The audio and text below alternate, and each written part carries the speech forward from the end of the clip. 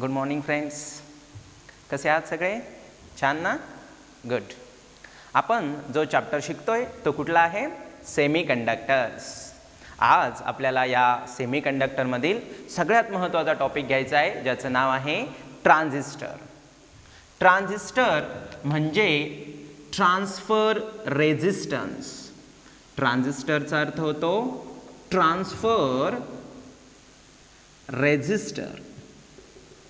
आता याला transfer resistor असं कसं काय म्हणतात, तर ते हळूहळू आपल्याला डिस्कशनमध्ये लक्षात येईल. सुरुवातीला बघूया या ट्रान्झिस्टरला कुणी इन्व्हेंट केलं. तर ट्रान्झिस्टरला इन्व्हेंट केलेलं आहे 3 सायंटिस्टने. त्यातील पहिले सायंटिस्ट आहे ब्रॅटन, सेकंड बार्डिन आणि शॉकली. या तिघांनी मिळून काय केलेलं आहे? ट्रान्झिस्टरला इन्व्हेंट केलेलं आहे. आता ज्यावेळेस ट्रान्झिस्टर ट्रान्सफर रेझिस्टर प्रॉपर्टी ज्याच्यामध्ये आहे असा ट्रान्झिस्टर, तर या ट्रान्झिस्टरचे मेनली 2 टाईप असतात. ट्रान्झिस्टरचे मेनली 2 टाईप आहेत. त्यातील पहिला टाईप आहे BJT.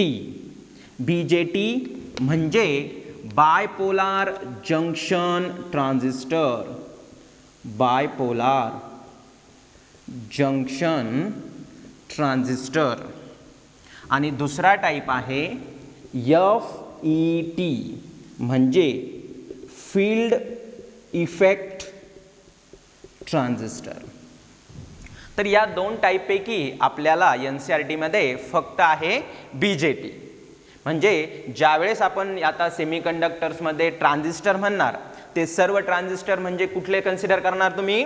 तर BJT म्हणजे बायपोलार जंक्शन ट्रान्झिस्टर कन्सिडर करणार.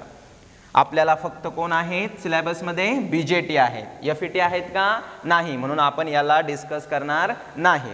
आता ज्यावेळेस BJT म्हणजे बायपोलार जंक्शन ट्रान्झिस्टर, आता यामध्ये जर बघितलं तर बायचा अर्थ होतो 2. इथे पोलार म्हणजे पोलॅरिटीज, म्हणजे 2 polarity charge carriers, 2 polarity charge carriers crossing junction, 2 polarity charge carriers crossing junction to give current in a device. बघा काय आहे हे. BJT मध्ये 2 पोलॅरिटी असलेले चार्ज कॅरियर काय करणार आहेत? जंक्शन क्रॉस करणार आहेत. कशासाठी? तर करंट देण्यासाठी. कुठे करंट देणार? ते ट्रान्झिस्टर या डिव्हाइस मध्ये काय करणार आहेत? करंट देणार आहेत. 2 polarity charge carriers crossing junction to give current in a device which exhibit transfer resistor property. ज्या डिव्हाइसची प्रॉपर्टी काय आहे? ट्रान्सफर रेझिस्टर ही प्रॉपर्टी आहे. अशा डिव्हाइस मध्ये 2 चार्ज कॅरियर काय करणार आहे? जंक्शन क्रॉस करून करंट देणार आहे. म्हणून याला म्हणतात बायपोलार जंक्शन ट्रान्झिस्टर, BJT. लक्षात आलं BJTचा अर्थ काय होतो? गुड. आता ज्यावेळेस ट्रान्झिस्टर आपण बघणार तर ट्रान्झिस्टर मध्ये असतात 3 रिजन्स आणि 2 जंक्शन. ट्रान्झिस्टर मध्ये 3 रिजन आहेत. रिजन म्हणजे N टाईप, P टाईप असे, आणि 2 जंक्शन आहेत. मग 3 रिजन आणि 2 जंक्शन असल्यामुळे आपल्या या BJTचे म्हणजे सध्याला ट्रान्झिस्टरचे 2 टाईप पडणार. 3 रिजन 2 जंक्शन असल्यामुळे या BJTचे 2 टाईप पडणार. चला ते टाईप्स बघूया. आता जे 2 टाईप्स आपल्या BJTचे म्हणजे आपल्या या चॅप्टर मधील ट्रान्झिस्टरचे पडणार आहेत, त्यातील पहिला टाईप आहे NPN ट्रान्झिस्टर. NPN ट्रान्झिस्टर म्हणजे एक P type semiconductor 2 N type सेमीकंडक्टरच्या मध्ये येणार आहे. P type semiconductor is sandwiched between 2 N type semiconductors. मग ते स्ट्रक्चर आपल्याला कसं दिसणार आहे? तर याप्रमाणे 3 रिजन्स आपल्याला दाखवावे लागतील.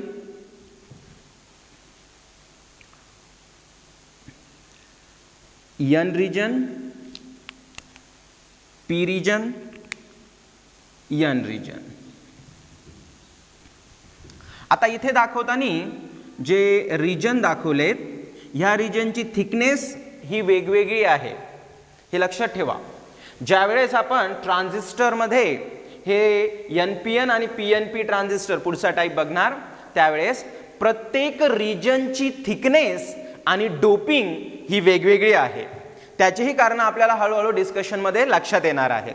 ओके, पहिला type NPN transistor, 2 N type सेमीकंडक्टरच्या मध्ये P टाईप. मग दुसरा टाईप कसा बनेल? दुसऱ्या टाईपमध्ये काय होणार? एक N type semiconductor 2 P type सेमीकंडक्टरच्या मध्ये असणार, म्हणजे दुसरा टाईप झाला PNP transistor. N type semiconductor is sandwich between 2 P type semiconductors. मग त्याला आपण कसं दाखवणार? त्यालाही आपण याप्रमाणे दाखवणार. 3 जंक्शन इथेही असणार, PNP. सो हे आहेत 2 टाइप्स, NPN ट्रान्झिस्टर आणि PNP ट्रान्झिस्टर्स. आता या ट्रान्झिस्टरला सिम्बॉल मध्येही दाखवतात. तर जे ट्रान्झिस्टरचे सिम्बॉल आहेत ते याप्रमाणे. NPN ट्रान्झिस्टर दाखवताना आपण याप्रमाणे दाखवतो. एक हॉरिझॉन्टल लाईन,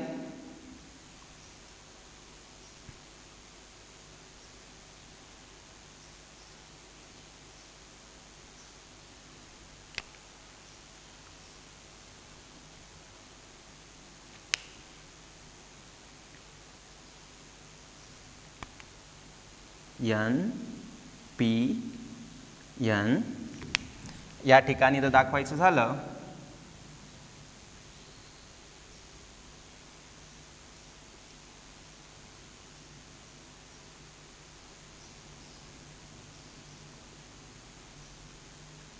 तर याप्रमाणे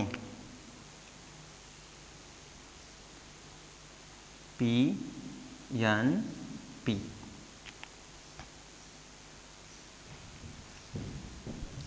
जर सिम्बॉलला बघितलं तर ट्रान्झिस्टरच्या सिम्बॉलमध्ये 3 टर्मिनल्स आहेत.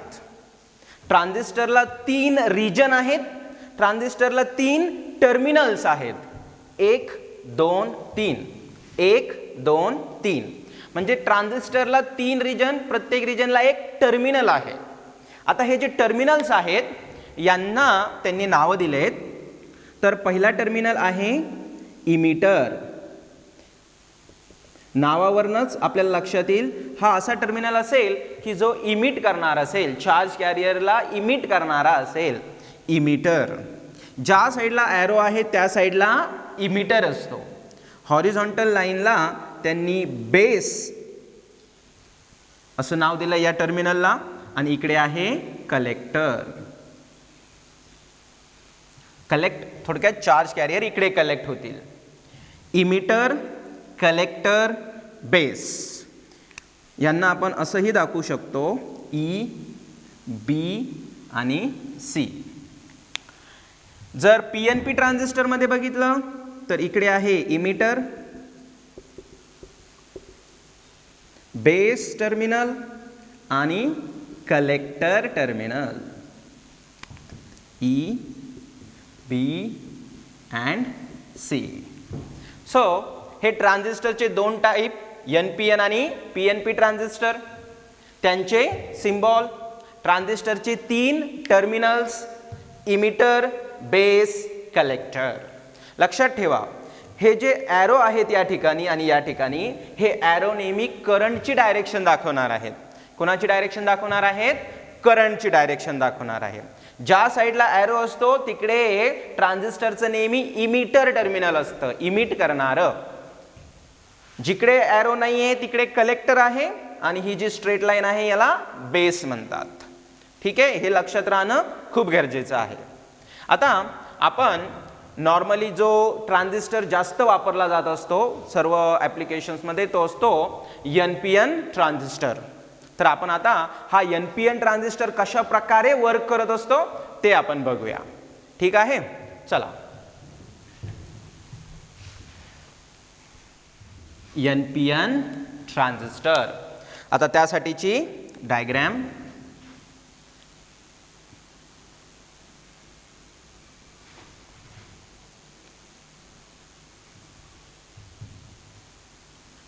NPN ट्रान्झिस्टरमध्ये 3 रिजन आहेत, 3 टर्मिनल्स आहेत.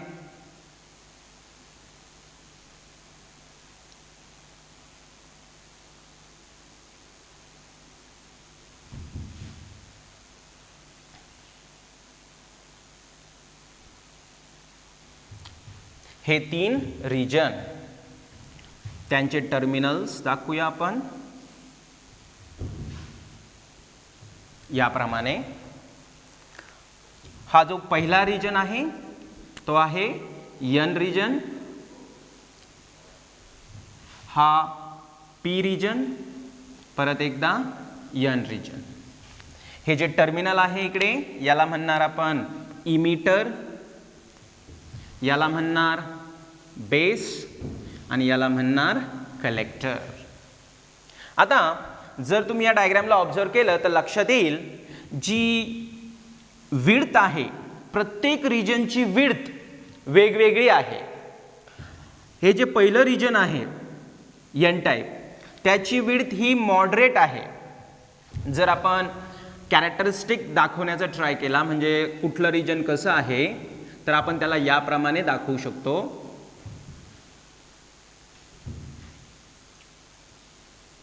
बघा,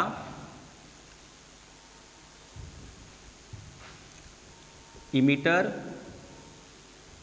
बेस अँड कलेक्टर.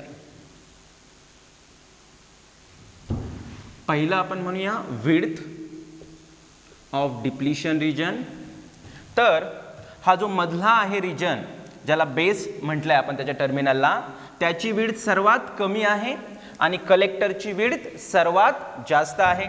म्हणजे आपण म्हणणार विड्थ ही कलेक्टर रिजनची जास्त म्हणजे लार्ज आहे, बेसची सर्वात कमी आहे आणि इमिटरची मॉडरेट आहे. आता या विड्थ मागचं रिझन आपल्याला हळूहळू लक्षात येणार आहे की आपण एवढीच विड्थ का ठेवलेली आहे. आता दुसऱ्या एका प्रकारे आपल्याला या प्रत्येक रिजन मधला डिफरन्स दिसणार आहे आणि तो डोपिंगद्वारे दिसणार आहे. डोपिंग. तर ज्यावेळेस हे NPN ट्रान्झिस्टर फॉर्म होतं त्यावेळेस हे जे N रिजन आहे, N रिजन हे हेवीली डोप्ड असतं. कसं असतं? Heavily doped. खूप जास्त डोपिंग केलेली असते इमिटरमध्ये. आता इमिटर सध्याला आपल्याला इथे N टाइप आहे आणि N टाइपमध्ये मेजॉरिटी कॅरियर्स कोण असतात?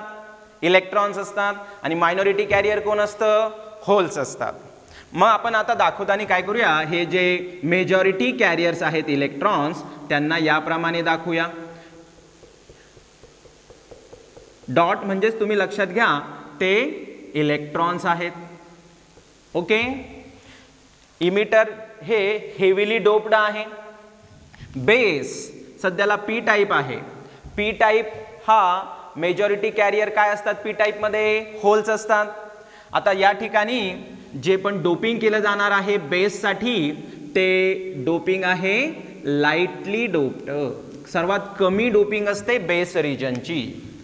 बेस रिजनमध्ये मेजॉरिटी कॅरियर आहेत होल्स, पण त्यांची डोपिंग कशी आहे? फार कमी आहे. म्हणून मी फार कमी होल्स इथे दाखवलेले आहेत. आणि हा जो कलेक्टर आहे हा मॉडरेटली डोप्ड असतो, म्हणजे जास्त यामध्ये डोपिंग नसते. इमिटरच्या कंपॅरिझनमध्ये कमी असते. ओके. आता ज्यावेळेस N टाइप सेमीकंडक्टर आणि P टाइप सेमीकंडक्टर एकमेकांच्या जवळ येणार, आपण फॉर्मेशन ऑफ PN जंक्शन शिकलो होतो. ज्यावेळेस P टाइप आणि N टाइप रिजन एकत्र येतात, PN जंक्शन फॉर्म होतं, त्यावेळेस या ठिकाणी काय होत असतं? डिप्लीशन रिजन तयार होत असतं. सो या ठिकाणी तयार होणार एक डिप्लीशन रिजन आणि याही ठिकाणी तयार होणार एक डिप्लीशन रिजन. सो दोन डिप्लीशन रिजन आहेत. आपण म्हटलं होतं बघा, ट्रान्झिस्टरमध्ये 3 रिजन आणि 2 जंक्शन असतात. 3 रिजन आणि 2 जंक्शन असतात. आलं लक्षात ते का बरं? छान. आता या ठिकाणी इलेक्ट्रॉन मेजॉरिटी कॅरियर आहेत, पी टाईप मध्ये इलेक्ट्रॉन मायनॉरिटी कॅरियर असतात, हे आपल्याला माहितीच आहे, बरोबर? गुड. हाय कॉन्सन्ट्रेशन कडून लो कॉन्सन्ट्रेशन कडे काय होत असतं? डिफ्युजन होतं आणि आपल्याला मध्ये डिप्लिशन रिजन तयार होतं. ठीक आहे, ओके. आता आपण वर्किंग बघायला स्टार्ट करूया, कशा प्रकारे हा ट्रान्झिस्टर वर्क करणार आहे. आता ज्यावेळेस ट्रान्झिस्टरचं वर्किंग बघायचं म्हणजे त्याला आपल्याला डीसी सप्लाय अप्लाय करावा लागणार आहे, त्याची बायसिंग बघावी लागणार आहे. तर आता ट्रान्झिस्टरसाठी हा जो ट्रान्झिस्टर आहे याचे खूप सारे ॲप्लिकेशन्स आहे. याचं मेन ॲप्लिकेशन असतं ॲम्प्लिफायर. आजकाल त्याला स्विच म्हणून सुद्धा आपण वापरतो. मग जर ट्रान्झिस्टर ॲज अ ॲम्प्लिफायर म्हणजे स्ट्रेंथ वाढवणं, वीक सिग्नलची स्ट्रेंथ वाढवण्याला ॲम्प्लिफायर म्हणतात. मग ॲम्प्लिफायर म्हणल्यानंतर ट्रान्झिस्टरमध्ये दोन साईड आपल्याला बघाव्या लागतील, एक इनपुट साईड आणि एक आउटपुट साईड. सिग्नलची स्ट्रेंथ वाढवायची, इनपुटला जो पण सिग्नल दिला जाणार त्याची स्ट्रेंथ आउटपुटला वाढली पाहिजे, त्यासाठी ॲम्प्लिफायर असतं. मग आपण हे जे पहिलं जंक्शन आहे ज्याला आपण आता JE म्हणूया, JE म्हणजेच जंक्शन ॲट इमिटर आणि इकडे जंक्शन ॲट कलेक्टर म्हणूया. तर हे दोन जंक्शनला कशा प्रकारे बायसिंग करायचंय ते बघूया. या कलेक्टर साईडला आपण लोड लावत असतो, म्हणजे आउटपुट आपल्याला तिकडे असणार आहे, म्हणजे मॅक्झिमम करंट हा तिकडे गेला पाहिजे. तर आता कशा प्रकारे बायसिंग केली जाते नीट बघा. आता इमिटर जे N टाईप आहे आणि बेस हे P टाईप आहे.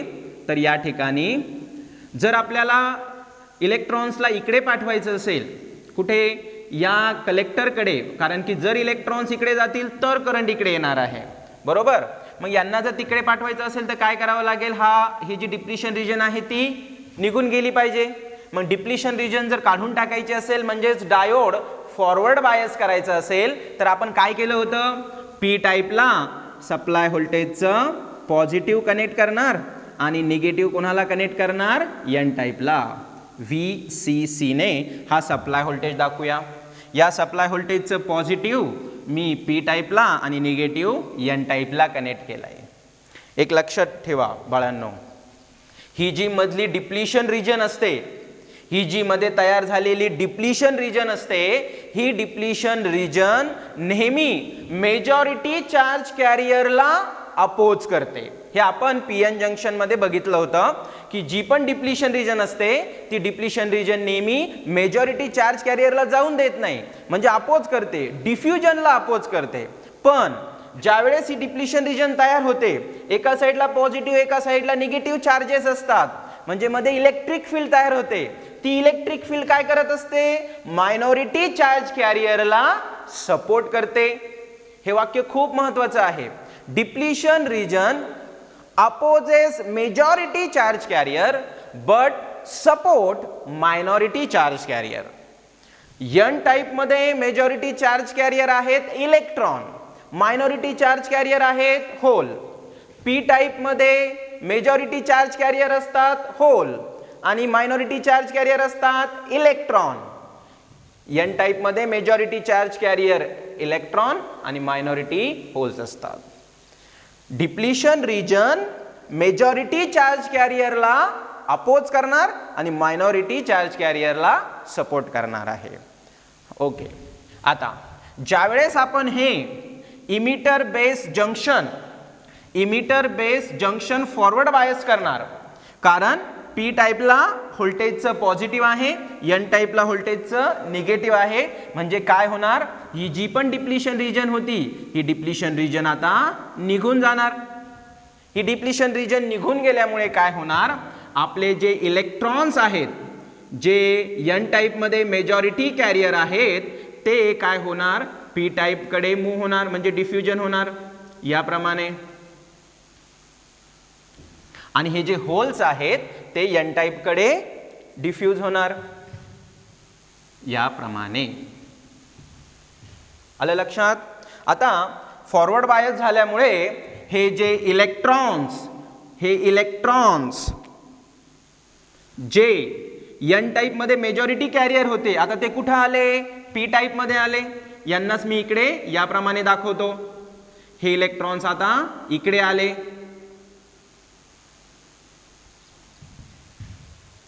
हे इलेक्ट्रॉन जे सध्याला पी टाईप मध्ये आहेत ते कोणते इलेक्ट्रॉन आहेत? जे एन टाईप मधून डिफ्युजन द्वारे पी टाईप मध्ये आलेले आहेत, डिप्लिशन रिजन निघून गेलेले आहेत. ओके, आणि होलचं डिफ्युजन हे पी मधून एन मध्ये होणार आहे. तर जर आपण ऑब्झर्व केलं, ज्यावेळेस हे इलेक्ट्रॉन जे एन टाईप मधून पी टाईप मध्ये आले त्यापैकी काही इलेक्ट्रॉन काय होणार? या होल सोबत कंबाईन होणार. या ठिकाणी आणि या ठिकाणी आपण बघितलं तर ते काय होऊ शकतात? होल बरोबर कंबाईन होणार. म्हणजे नंबर ऑफ इलेक्ट्रॉन्स कमी झाले. हे नीट ऑब्झर्व करा. ज्यावेळेस हे इलेक्ट्रॉन्स ज्यांचा नंबर एक्सेस आहे, ज्यांचा नंबर खूप जास्त आहे, असे इलेक्ट्रॉन्स एन रिजन मधून पी रिजन मध्ये आले. पी रिजन मध्ये होल्स हे मेजॉरिटी कॅरियर असतात, तर इलेक्ट्रॉन होल रिकंबाईन झाले. ज्यावेळेस इलेक्ट्रॉन होल रिकंबाईन होणार पी टाईप मध्ये, त्यावेळेस जे पण इलेक्ट्रॉन एन टाईप मधून आले होते त्यांचा नंबर कमी होतो. त्यांचा नंबर काय झाला? कमी झाला. आपल्याला काय करायचं होतं? जास्तीत जास्त हे जे इलेक्ट्रॉन्स आहेत त्यांना आपल्याला कलेक्टर रिजन मध्ये पाठवायचं होतं, कारण की आउटपुट आपण कलेक्टर साइडला बघत असतो. तर मॅक्झिमम इलेक्ट्रॉन जर आपल्याला कलेक्टर पर्यंत पोहोचवायचे असतील तर फार कमी इलेक्ट्रॉन इथे होल मध्ये कंबाईन झाले पाहिजे. मग होल मध्ये कंबाईन कमीत कमी इलेक्ट्रॉन केव्हा होतील? जर नंबर ऑफ होल्स कमी असतील तर. नीट लक्षात घ्या, जर होलचा नंबर कमी तर इलेक्ट्रॉन होल पेअर रिकॉम्बिनेशन सुद्धा कमी होईल. म्हणून जे पण बेस रिजन आहे ते लाईटली डोप्ड असतं. डोपिंग का बरं बेस रिजनची कमी करतात? तर कमीत कमी इलेक्ट्रॉन होल मध्ये कंबाईन व्हावेत. ओके, आता ह्या इलेक्ट्रॉन होल पेअर रिकॉम्बिनेशन मध्ये आपल्याला इकडे बेस करंट मिळतो. काही इलेक्ट्रॉन्स या पॉझिटिव्ह चार्ज कडे अट्रॅक्ट होतात आणि आपल्याला मिळतो एक करंट, ज्याला आपण म्हणतो बेस करंट. कुठला करंट? बेस करंट, ज्याला आपण IB ने दाखवलाय. IB. काही इलेक्ट्रॉन्स या बॅटरीच्या पॉझिटिव्ह कडे अट्रॅक्ट होणार आहेत. सर्व इलेक्ट्रॉन्स हे एन टाईप मधले हे राईट हँड साइडला मूव्ह झाले. करंटची डायरेक्शन ही इलेक्ट्रॉनच्या मोशनच्या अपोजिट आपण कन्सिडर करतो. जर इलेक्ट्रॉन्स एन टाईप मधून म्हणजेच इमिटर मधून इलेक्ट्रॉन जर राईट हँड साइडला गेले तर मिळणाऱ्या करंटची डायरेक्शन आपण अशी दाखवणार, IE, emitter current. Electrons right hand साइडला मूव्ह झाले तर मिळणारा करंट लेफ्ट हँड साइडला. Conventional current direction. आलं लक्षात? गुड. आता बघा, एन रिजन मधून आपल्याला मॅक्झिमम इलेक्ट्रॉन हे कलेक्टर पर्यंत पोहोचवायचे होते, म्हणून इमिटर हे हेवीली डोप्ड असतं. कसं असतं? Heavily doped. सर्वात जास्त डोपिंग इमिटर मध्ये करतात, कारण की इलेक्ट्रॉन्सला आपल्याला कलेक्टर पर्यंत पाठवायचं होतं. आलं लक्षात? प्रत्येक गोष्टीचं, प्रत्येक जी पण ट्रान्झिस्टर फॉर्म मध्ये गोष्ट केली आहे त्याचं प्रत्येकाचे रिझन आहे. ते प्रत्येक रिझन आपण डिस्कस करतोय. ही जी डिप्लिशन विड्थ होती बेसची ती कमी का ठेवली होती? तर कमी इलेक्ट्रॉन होल पेअर एकमेकांशी रिकंबाईन व्हावेत. आणखी दुसरं एक महत्त्वाचं कारण असतं, ज्यावेळेस हे इलेक्ट्रॉनचं डिफ्युजन होणार असतं, हाय कॉन्सन्ट्रेशन रिजन कडनं ते लो कॉन्सन्ट्रेशन रिजन कडे मूव्ह होणार असतात, त्यावेळेस ते काही डिस्टन्स मूव्ह होतात, त्याला डिफ्युजन लेंथ म्हणतात. त्याला काय म्हणतात? Diffusion length. ज्यावेळेस हा ट्रान्झिस्टर तयार होत असतो त्यावेळेस असं काळजी घेतली जात असते की जी डिप्लिशन, ही जी बेसची विड्थ आहे ती आपण इतकी कमी ठेवूया की ज्यामुळे इलेक्ट्रॉन डायरेक्टली कुठं पोहोचायला हवेत? कलेक्टरमध्ये. तेवढी कमी विड्थ ठेवतात. आता या साईडचं जंक्शन बघू. इकडे आउटपुट असणार आहे, तर या साईडचं जंक्शन बघूया. इकडे पी टाईप एन टाईप परत आहे, मध्ये डिप्लिशन रिजन आहे. जर आपण हे डिप्लिशन रिजन काढून टाकलं म्हणजे फॉरवर्ड बायस केलं तर हेही इलेक्ट्रॉन काय होणार? इकडे मूव्ह होणार. मग सगळेच इलेक्ट्रॉन इकडे येणार, मग लोड रेजिस्टन्स कडे कोणताही इलेक्ट्रॉन जाणार नाही. म्हणून काय केलं जातं? हे इलेक्ट्रॉन्स इकडे येऊ नये म्हणून हे जे जंक्शन आहे कलेक्टर बेस जंक्शन हे रिव्हर्स बायस करतात. कसं करतात? Reverse bias. सध्याला या डायग्राम मध्ये इमिटर बेस जंक्शन आपण फॉरवर्ड बायस केलंय आणि कलेक्टर बेस जंक्शन आपण रिव्हर्स बायस करणार आहोत. आता एखादं जंक्शन ज्यावेळेस रिव्हर्स बायस करायचं असतं त्यावेळेस काय करतो आपण? एन टाईपला पॉझिटिव्ह आणि पी टाईपला बॅटरीचं निगेटिव्ह अटॅच करतो. सो VDD आपण त्या सप्लाय व्होल्टेजला VDD म्हणूयात की जो कलेक्टर बेस जंक्शनला रिव्हर्स बायस करणार आहे. आता हे ज्यावेळेस रिव्हर्स बायस होईल त्यावेळेस काय होणार? ही जी विड्थ आहे डिप्लिशन रिजनची ती काय होणार? आणखी वाढणार आहे. बरोबर? ओके. मग तुम्ही म्हणाल सर मग ही डिप्लिशन रिजनची विड्थ जर वाढली तर हे इलेक्ट्रॉन्स कलेक्टरकडे कसं काय मूव्ह होणार? जे पण इलेक्ट्रॉन्स कलेक्टर मधले आहेत ते आता या बॅटरीच्या पॉझिटिव्ह कडे अट्रॅक्ट होणार आहेत, त्यात काही प्रॉब्लेम नाही. पण हे जे इलेक्ट्रॉन आपण इमिटर मधून डिफ्यूज केले ते इलेक्ट्रॉन इकडे कसं काय जाणार? कारण की ही जी डिप्लिशन रिजन आहे ही डिप्लिशन रिजन तर काय करणार? त्यांना अपोज करणार. पण बाळांनो काय इथे होतंय बघा, मी काय म्हणालो होतो, ही जी डिप्लिशन रिजन असते ही डिप्लिशन रिजन कोणाला अपोज करत असते? डिप्लिशन रिजन मेजॉरिटी चार्ज कॅरियरला अपोज करते आणि मायनॉरिटी चार्ज कॅरियरला सपोर्ट करत असते. म्हणालो होतो का? हो. मग आता हे इलेक्ट्रॉन्स कुठे आहेत? पी टाईप मध्ये आहेत. पी टाईप मध्ये कोण मायनॉरिटी कॅरियर असतं? पी टाईप मध्ये इलेक्ट्रॉन्स हे मायनॉरिटी कॅरियर असतात. ते इलेक्ट्रॉन एन टाईप मधून आलेले आहेत हे मान्य आहे, पण आता सध्याला कुठे आहेत? सध्याला ते पी टाईप मध्ये आहेत.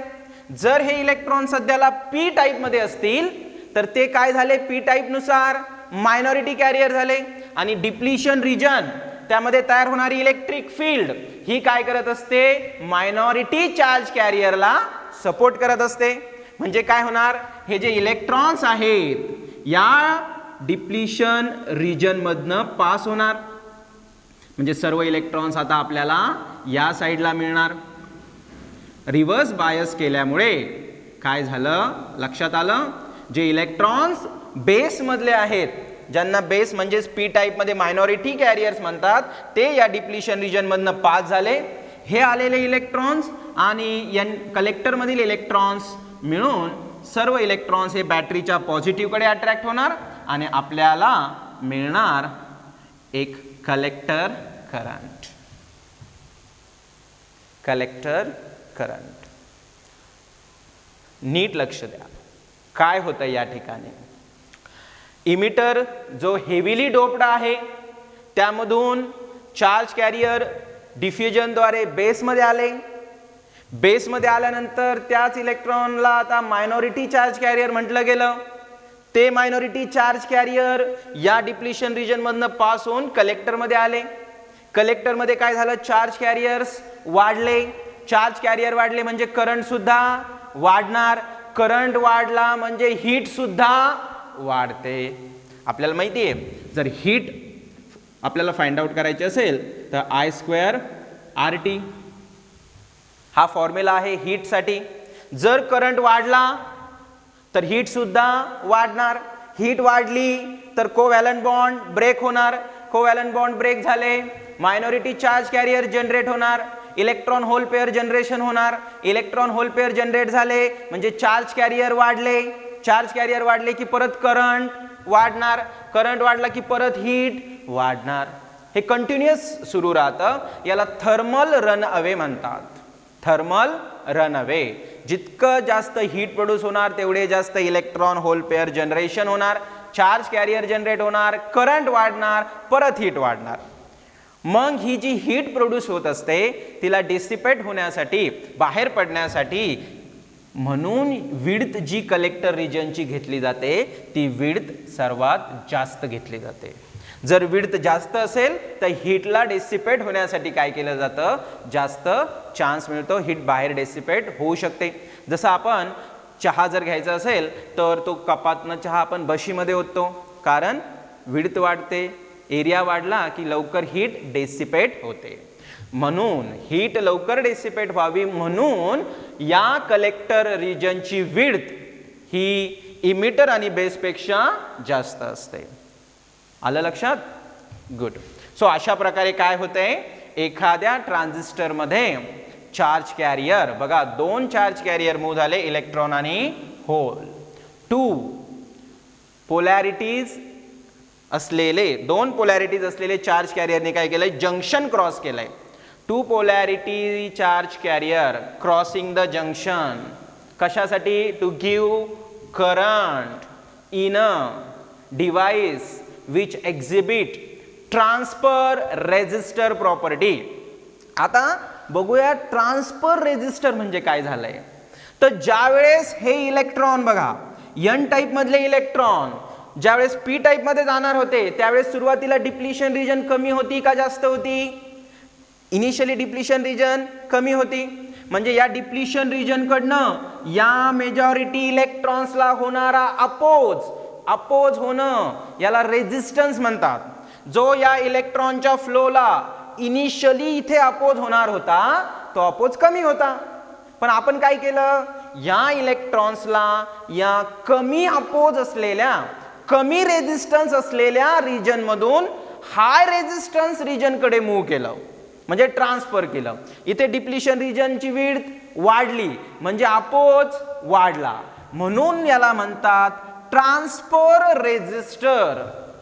अपोज ट्रान्सफर केला कमी रेजिस्टन्स रिजन कडनं हाय रेजिस्टन्स, जास्त रेजिस्टन्स असलेल्या रिजन कडे आपण काय केलंय, चार्ज कॅरियरला मूव्ह केलं, म्हणून याला आपण ट्रान्सफर रेजिस्टर म्हणजेच ट्रान्झिस्टर म्हणतो. आणि बीजेटी बायपोलार जंक्शन ट्रान्झिस्टर का म्हटलं, तर दोन पोलॅरिटी चार्ज कॅरियर्स काय करतायत, जंक्शन क्रॉस करतायत आणि करंट देत आहेत, म्हणून याला बायपोलार जंक्शन ट्रान्झिस्टर म्हणतात. लक्षात आलं असेल आता तुम्हाला. ट्रान्झिस्टरला ट्रान्सफर रेजिस्टर का म्हटलं आणि बीजेटीला बायपोलार जंक्शन ट्रान्झिस्टर का म्हणतात. आलं लक्षात सर्वांच्या? छान. आता जर आपण याच डायग्राम मध्ये मी काय करतो, या सेंटरला एक मोठा पॉइंट दाखवतोय. दिसला सर्वांना? रेड कलरने दाखवलाय. आता या पॉइंट कडे नीट बघा, तर हा एक करंट ज्याला आपण बेस करंट म्हटलंय, हा बेस करंट याच पॉइंट कडे येतोय. कलेक्टर करंट ही याच पॉइंट कडे येतोय आणि इमिटर करंट या पॉइंट कडनं जाताना दिसतोय. म्हणजे हा पॉइंट थोडक्यात एक जंक्शनचा पॉइंट दाखवणार आहे. जर मी या पॉइंटला किर्चॉफ्स करंट लॉ वापरलं, किर्चॉफ्स करंट लॉ काय असतो? Kirchhoff's current law algebraic sum of all the currents at any junction is equal to 0. कोणत्याही जंक्शन पाशी असणाऱ्या सर्व करंटच्या ॲडिशन ही 0 होत असते. त्यासाठी आपण कोणते साइन कन्व्हेन्शन वापरतो? जर इनकमिंग करंट पॉझिटिव्ह असतील तर आउटगोइंग करंट निगेटिव्ह, आणि जर इनकमिंग निगेटिव्ह पकडलं तर आउटगोइंग पॉझिटिव्ह. इथं सध्याला इनकमिंग पॉझिटिव्ह पकडूया आणि आउटगोइंग निगेटिव्ह. मग या जंक्शन पॉइंट कडे कोणते करंट्स येणारे आहेत? इनकमिंग करंट कुठले आहेत? बेस आणि कलेक्टर. हे इनकमिंग करंट झाले म्हणून दोघांना प्लस साइन ऍडिशन करताना. आणि इमिटर कसं आहे? आउटगोइंग आहे. आउटगोइंग असल्यामुळे मायनस साइन इक्वल टू 0. म्हणजे आपण म्हणू शकतो IE is equal to IC plus IB. So emitter current is equal to collector current plus base current. म्हणजे या ट्रान्झिस्टर मध्ये जर आपण बघितलं तर सगळ्यात जास्त करंटची व्हॅल्यू कोणाची आहे? इमिटर करंटची आहे. कोणाची? Emitter current. त्यानंतर सगळ्यात जास्त कोण असणार? कलेक्टर करंट की बेस करंट? तर कलेक्टर करंट. कारण की बेस करंट कोणामुळे मिळाला होता? जे पण एकदम थोडे इलेक्ट्रॉन्स या बॅटरीच्या पॉझिटिव्ह कडे गेले होते त्यांच्यामुळे मिळाला होता. म्हणून बेस करंट ची व्हॅल्यू ही नेहमी फार कमी असते. Emitter current nearly equal to collector current असतो. Transistor NPN transistor. Emitter current is equal to collector current plus base current. Transistor 3 terminal असलेलं डिव्हाइस आहे. 3 terminal, emitter, base, collector, 3 terminal आहे. नॉर्मली ज्यावेळेस आपण एखादं डिव्हाइस कन्सिडर करतो तर device म्हटलं की त्याला 2 पोर्ट असतात. एक असतो इनपुट पोर्ट आणि एक असतो आउटपुट पोर्ट. बरोबर का? काहीतरी इनपुट देतो, काहीतरी आउटपुट भेटतं. जर 2 पोर्ट असतात कुठल्याही डिव्हाइसला तर किती टर्मिनल्स असतात? टर्मिनल्स बघा, पोर्ट किती आहे? 2च आहेत. एक इनपुट पोर्ट आणि एक आउटपुट पोर्ट. मग टर्मिनल बघा, 1 2 3 4. म्हणजे ज्यावेळेस एखादं डिव्हाइस असतं त्याला 2 पोर्ट आणि 4 टर्मिनल्स असतात. आपल्या ट्रान्झिस्टर डिव्हाइसला 3च टर्मिनल आहेत, 4थं टर्मिनल नाही आहे. मग काय करायचं? जर आपल्याला एखादं डिव्हाइस हवं, म्हणजे जर एखादं डिव्हाइस बघितलं तर त्याला तर 4 टर्मिनल असतात, ट्रान्झिस्टरला तर 3च टर्मिनल आहे. मग आपण काय करतो? एक टर्मिनल इनपुट आणि आउटपुट मध्ये कॉमन ठेवतो. जर आपण एक टर्मिनल इनपुट आणि आउटपुट मध्ये कॉमन ठेवलं तर झाले की 4 टर्मिनल. मग जे पण टर्मिनल कॉमन ठेवणार, म्हणजे आता टर्मिनल तुम्ही इमिटर कॉमन ठेवू शकता किंवा बेस ठेवू शकता किंवा कलेक्टर ठेवू शकता. जे पण टर्मिनल तुम्ही इनपुट साइड आणि आउटपुट साइड मध्ये कॉमन ठेवणार त्यानुसार त्या ट्रान्झिस्टरला नाव दिलं जातं. जर आपण ही डायग्राम बघितली तर हे जे बेस रिजन आहे सध्याला, हे जो बेस टर्मिनल आहे, हा बेस टर्मिनल इनपुट साइडला पण आहे आणि आउटपुट साइडला पण आहे. म्हणजे दोन्ही साइडला हा बेस टर्मिनल कॉमन झाला. म्हणून ही जी डायग्राम बोर्डवरती दाखवली आहे ही आहे common base terminal, common base transistor, common base transistor. जर इमिटर आपण कॉमन ठेवला असता तर त्याला म्हटलं असतं आपण कॉमन इमिटर ट्रान्झिस्टर, आणि कलेक्टर ठेवला असतं तर कॉमन कलेक्टर ट्रान्झिस्टर. इथपर्यंत लक्षात आलं असेल? ट्रान्झिस्टरचे टाइप, कुठला टर्मिनल तुम्ही कॉमन घेणार, इनपुट आणि आउटपुट साइडला दोन्ही साइडला असणार, त्यानुसार त्याला नाव दिलं जात असतं. आता आपल्याला बघायचे आहेत ट्रान्झिस्टरच्या कॅरेक्टरिस्टिक, इनपुट कॅरेक्टरिस्टिक आणि आउटपुट कॅरेक्टरिस्टिक. आता ज्यावेळेस आपण ह्या कॅरेक्टरिस्टिक बघणार आहोत त्यावेळेस आपल्याला जो ट्रान्झिस्टर घ्यायचा आहे तो आहे कॉमन इमिटर ट्रान्झिस्टर. कारण की मी तुम्हाला सुरुवातीला सांगितलं ट्रान्झिस्टरचं मेन ॲप्लिकेशन असतं amplifier, increasing the strength of weak signal. ज्यावेळेस ट्रान्झिस्टर हा ॲम्प्लिफायर म्हणून यूज होत असतो त्यावेळेस जे पण कॉम्बिनेशन आपण घेत असतो ते असतं कॉमन इमिटर. म्हणून आपण ज्या पण कॅरेक्टरिस्टिक आता बघणार आहोत त्या आहेत कॉमन इमिटर ट्रान्झिस्टरसाठी.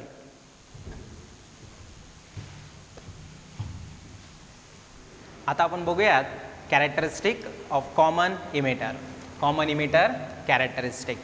आता त्यासाठी आपल्याला लागेल कॉमन इमिटर ट्रान्झिस्टर. तो याप्रमाणे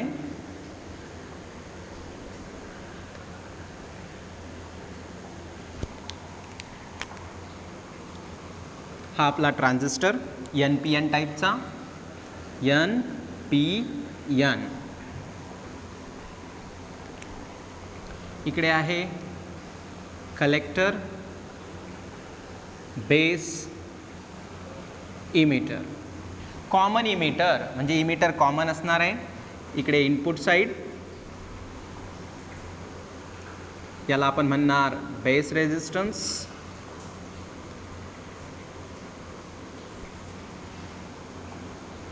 ते ग्राउंड, VCC प्लस मायनस. इकडे हा collector resistance,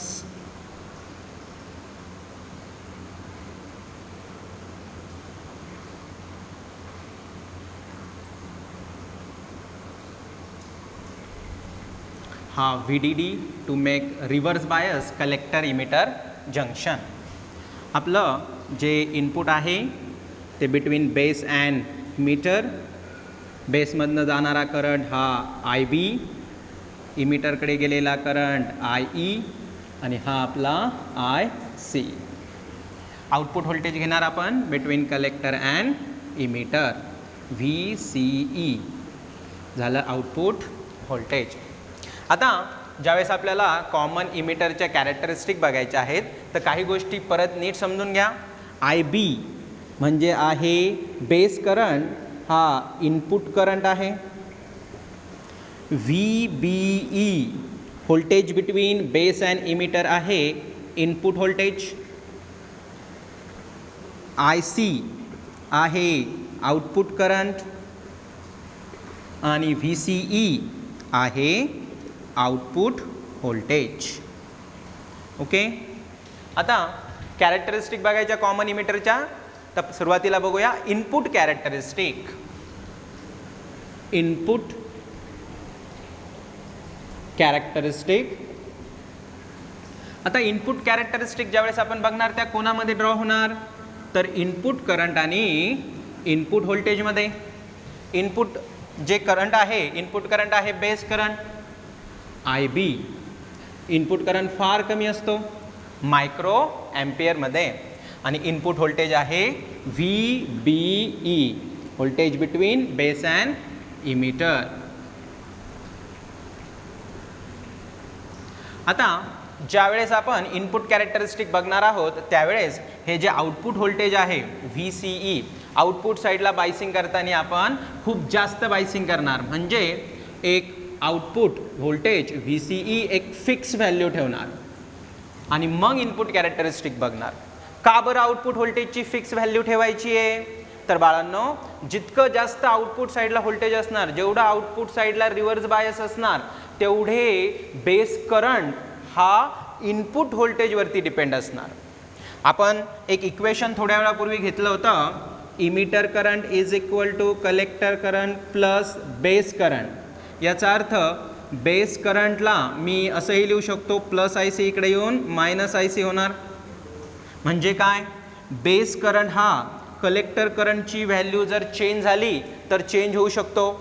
output current IC जो आहे आउटपुट करंट, हा करंट जर चेंज झाला तर बेस करंट सुद्धा काय होणार आहे, चेंज होणार आहे.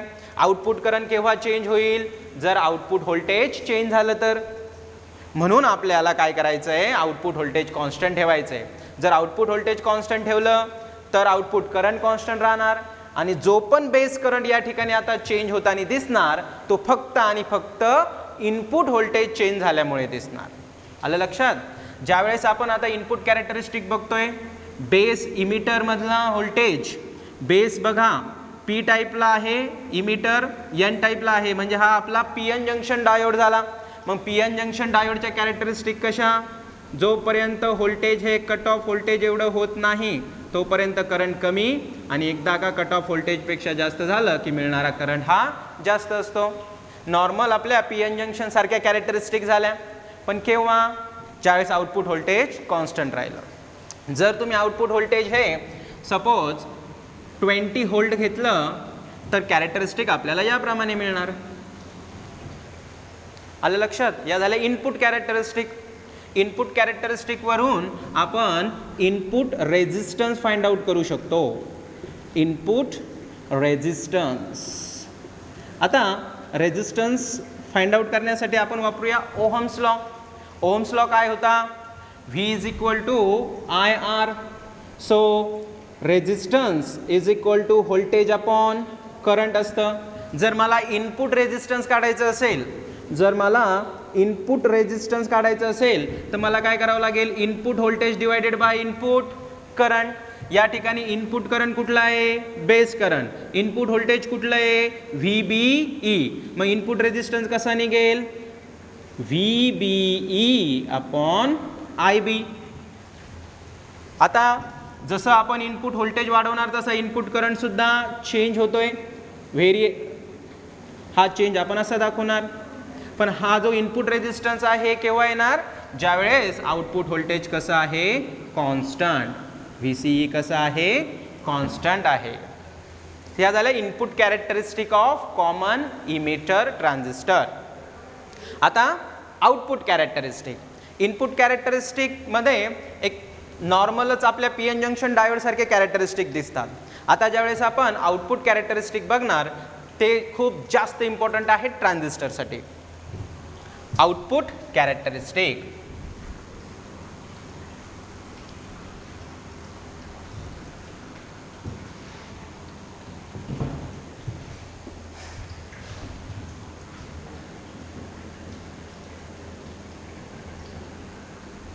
आता आउटपुट कॅरेक्टरिस्टिक कोणामध्ये असणार, इनपुट कॅरेक्टरिस्टिक ड्रॉ केले आपण इनपुट करंट आणि इनपुट व्होल्टेजमध्ये. मग आउटपुट कॅरेक्टरिस्टिक आउटपुट करंट आणि आउटपुट व्होल्टेज. आउटपुट करंट कुठला, IC म्हणजे कलेक्टर करंट, आणि आउटपुट व्होल्टेज VCE या ठिकाणी. ज्यावेळेस आता आपल्याला आउटपुट कॅरेक्टरिस्टिक बघायचे असतात त्यावेळेस आपण काय करत असतो, इनपुट करंट कॉन्स्टंट ठेवत असतो. परत एकदा इनपुट करंट कॉन्स्टंट ठेवण्याचं कारण काय आहे, तर हे इक्वेशन. इनपुट करंट हा आउटपुट करंटला कंट्रोल करतोय. इनपुट करंट हा आउटपुट करंटला कंट्रोल करणार आहे. म्हणजे आपण असं लिहू शकतो, इनपुट करंट हा आउटपुट करंटला कंट्रोल करणार आहे. म्हणून याला या अशा डिव्हाइसेसला आपण करंट कंट्रोल डिव्हाइस पण म्हणतो. Current control device.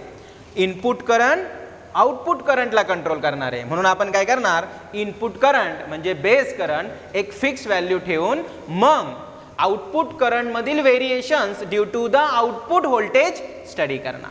मग आता आपण काय करूया, एक बेस करंटची एक व्हॅल्यू घेऊया 10 मायक्रो एम्पियर. आता मायक्रो काय घेतलंय, तर बेस करंट फार कमी असतो त्यामुळे 10 मायक्रो एम्पियर. आता बेस करंट फिक्स झाला आणि मग आउटपुट व्होल्टेज VCE चेंज झाल्यावर कलेक्टर करंट कसा चेंज होतोय ते बघा.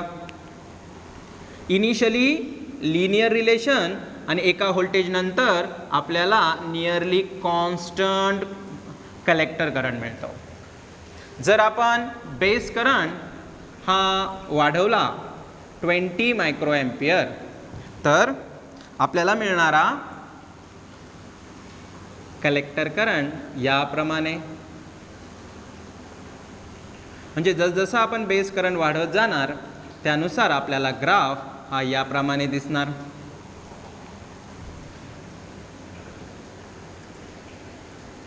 इनिशियली लिनियर रिलेशन आहे आणि त्यानंतर नियरली कॉन्स्टंट करंट मिळतो.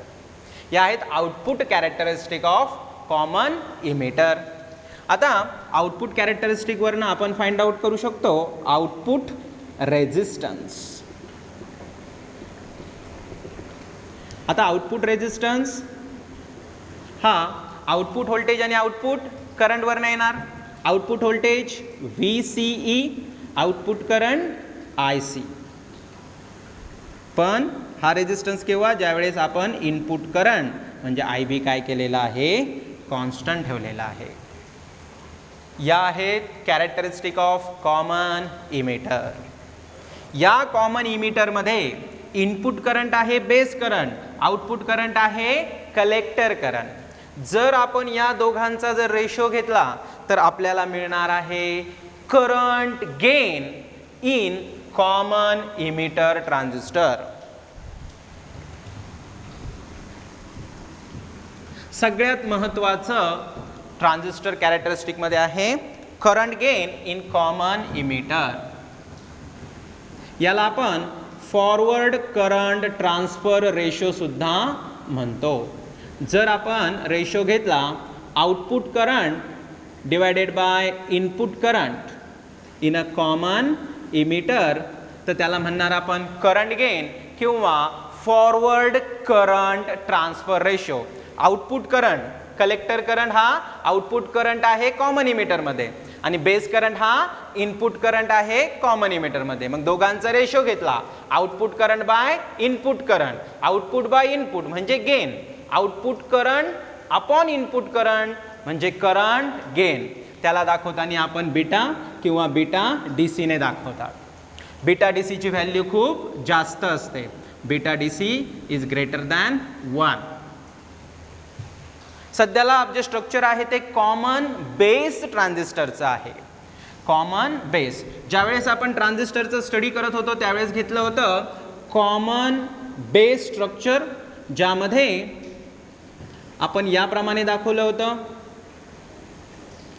एन पी एन हे 3 टर्मिनल्स दाखवलेले. हा होता इमिटर, बेस, कलेक्टर. आठवतंय? VDD, VCC. ज्यावेळेस कॉमन बेस स्ट्रक्चर होतं, बेस हे टर्मिनल इनपुट आणि आउटपुटमध्ये कॉमन होतं. मग ज्यावेळेस याचा स्टडी केला होता त्यावेळेस हा जो इमिटर करंट होता हा होता इनपुट करंट आणि कलेक्टर करंट होता आउटपुट करंट.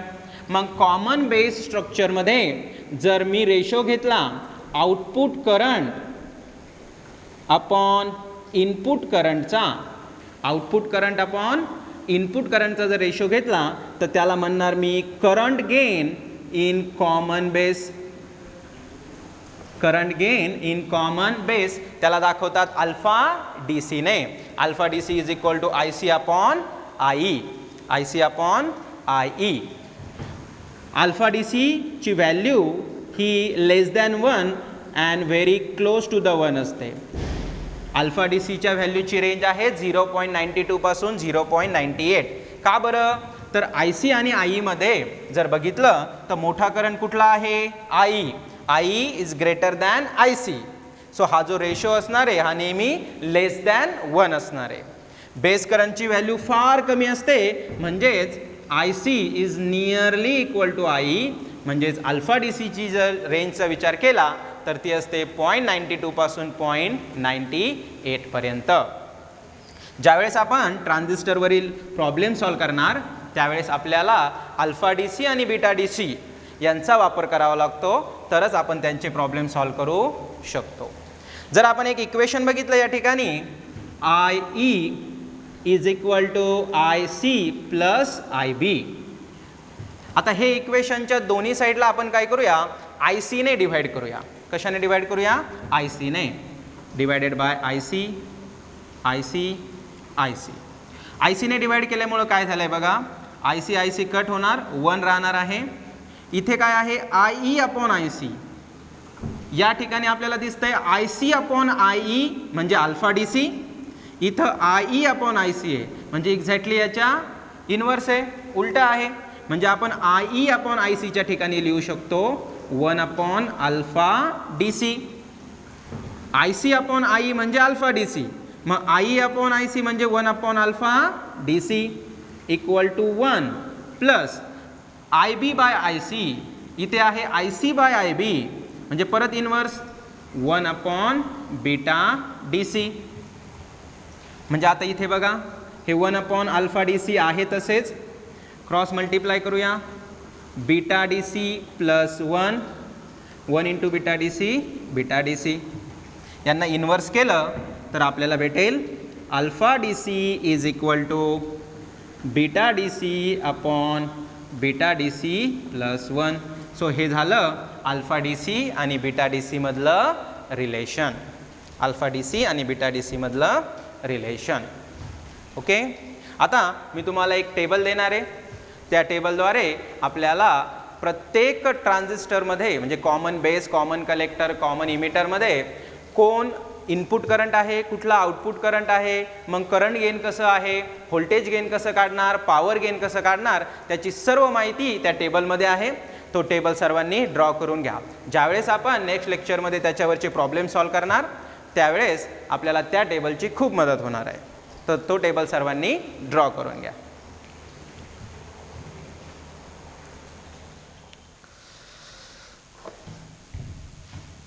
बघा त्या टेबलमध्ये कुठला ट्रान्झिस्टर असणार, कॉमन बेस, कॉमन इमिटर की कॉमन कलेक्टर, त्यामध्ये input current, output current, current gain AI ने दाखवतात, current gain, input voltage, output voltage, voltage gain आणि पॉवर गेन. पॉवर गेन हे आहे व्होल्टेज गेन आणि करंट गेन. ओके. आता ज्यावेळेस कॉमन बेस आहे, कॉमन बेसमध्ये इनपुट करंट आहे आय ई, आउटपुट करंट आहे आय सी आणि व्होल्टेज गेन अल्फाने दाखवला होता आपण alpha D C, output current by input current. Input voltage V E B, output voltage V C B. मग voltage gain काय असेल? Voltage gain output voltage by input voltage. आणि power gain, power gain म्हणजे voltage gain into current gain, alpha D C into voltage gain. Common इमिटरमध्ये input current कुठला आठवा? Common emitter input current base current, output current collector current, current gain beta D C म्हणजे output current by input current, input voltage V B E, output voltage V C E, voltage gain output voltage by input voltage. Similarly power gain ते आता तुम्ही लिहून घ्या. Common कलेक्टरमध्ये, common कलेक्टरमध्ये input current असतो base current, output current हा emitter current, त्या ठिकाणी गॅमा डी सी असतं. कॉमन कलेक्टर हे आपल्याला एन सी आर टीमध्ये नाही येणार, मॅक्झिमम कॉमन इमिटर आणि कॉमन बेसच असणार आहे. So alpha D C I by I B. Input voltage काय असेल, आउटपुट व्होल्टेज असेल काय बघा आणि हा टेबल कंप्लीट करा. ओके, ठीक आहे. तर आतापर्यंत आपण बघितलं ट्रान्झिस्टर आणि त्याच्या कॅरेक्टरिस्टिक. पुढच्या लेक्चरला आपण बघणार आहोत ट्रान्झिस्टर ॲज अ ॲम्प्लिफायर आणि ट्रान्झिस्टर ॲज अ स्विच. तोपर्यंत सर्व टॉपिक नीट स्टडी करा. भेटूया पुढच्या लेक्चरला.